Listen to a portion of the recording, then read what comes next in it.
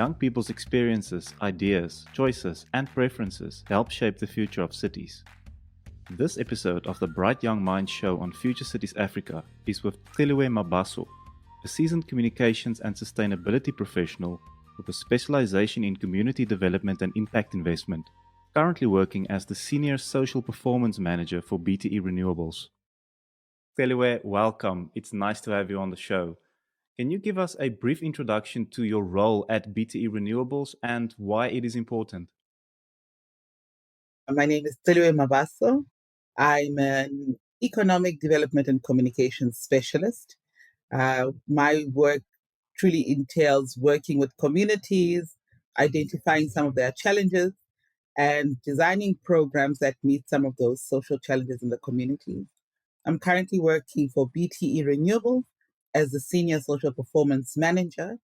And in that role, I lead a strategy design and program design and implementation for BTE Renewables in South Africa across their portfolio.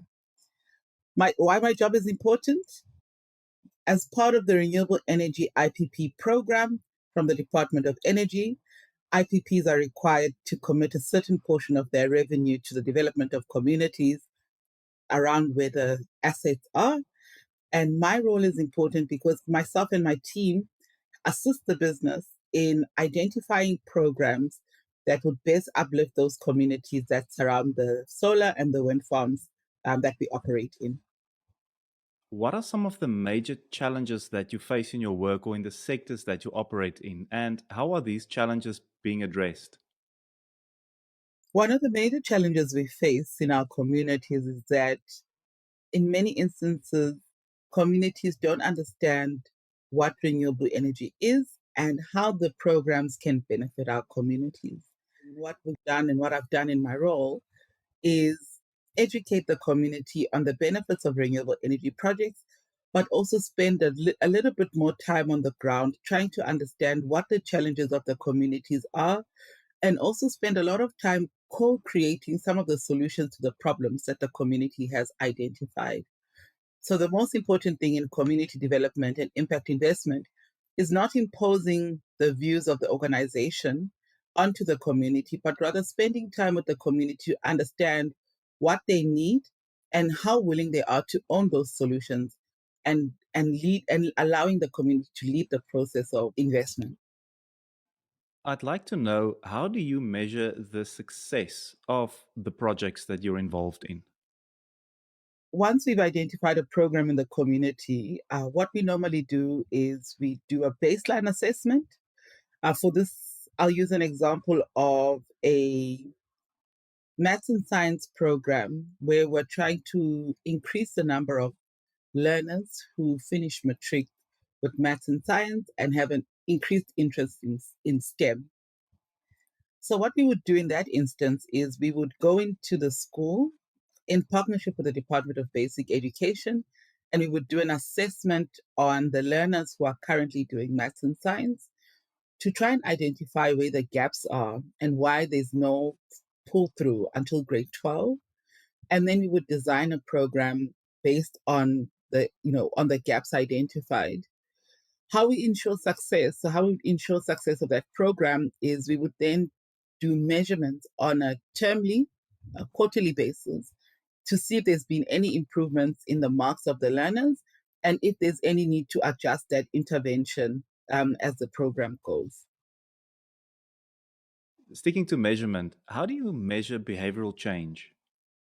In some instances, the programs are to improve behavior. If in some instances, the schools would say there's psychosocial challenges that impact children's behavior in the schools. And what we would do is we would then do qualitative assessments of, what the views of the teachers are and what the learners are feeling themselves. And we would also have focus groups with those learners and teachers just to understand what the language, what language are they using, how are they speaking about themselves and the environment that they're in. And we would continue then doing those quarterly, monthly check-ins just to see if there's been any changes in attitude, behavior. And in most instances, especially with schools, changes in behavior results in changes in marks as well. Celiwe, what are the key steps and requirements to creating thriving local economies? The key steps to creating a thriving local economy is to involve everyone. Many programs, especially in South Africa, have a huge focus on a certain designated group. So it's either youth or women, and we find ourselves missing out on some of the other groups and populations within the country. I think that, to create thriving local economies, we need to involve everybody that is actively involved in that economy, whether it's an old person, a child, a young person. Let's get those people to collectively create some of those thriving local economies. Another aspect that I think we are neglecting is collaboration up, within the region. So within Africa, the one example I really like is how Kenya has managed to drive entrepreneurship from a young age and the use of technology. One of the things I think of is the introduction of M-Pesa. M-Pesa was first introduced in South Africa and it struggled to take off. But when you look at how well M-Pesa is doing in Kenya, there's something that they're doing right. And I think we need to spend a bit more time as African countries sharing best practices on how certain technologies work and how we can introduce them into our countries as well.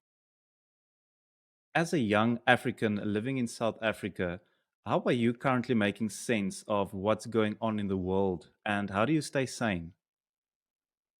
How do I make sense of what's happening in the world right now? So there is quite a bit going on. We've just come out of a pandemic. There's war in the Ukraine. Africa has its own challenges. South Africa has its own political challenges as well.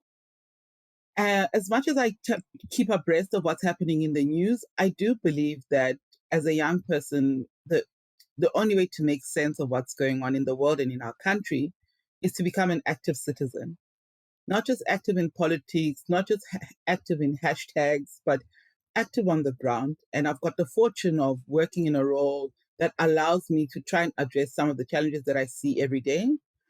And I challenge other young people, even if your role or your job doesn't allow you, it's not centered around finding solutions, but we are the only ones that can fix and make the country what we want it to be.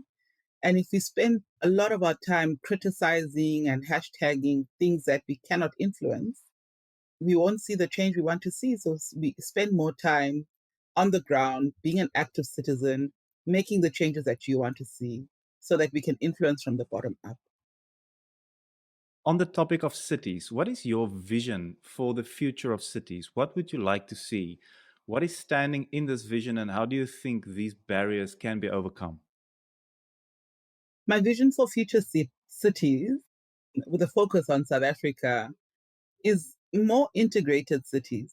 I think we've still got, the country's worked very hard to move past ills of the past, one of them being apartheid and segregation. But we haven't really found a way where we are truly integrated within our cities and within our spaces. And that's the future I see for myself, where we're not afraid to go into certain spaces. We're not afraid to have certain conversations.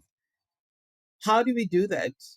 We revitalize the places that were formerly no-go areas, our townships, in a city where we've seen a lot of neglect happening across the provinces.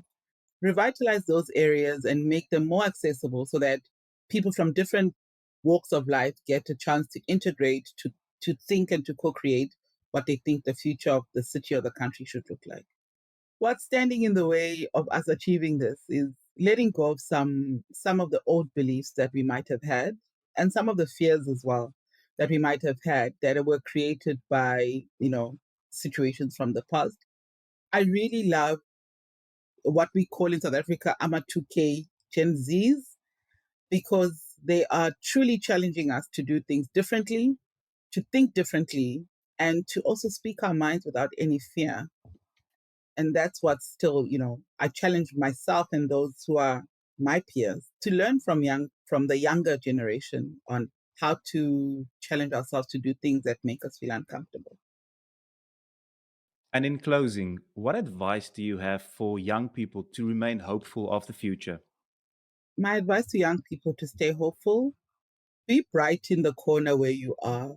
We might not all have the resources that we need, but we can make a change wherever we are.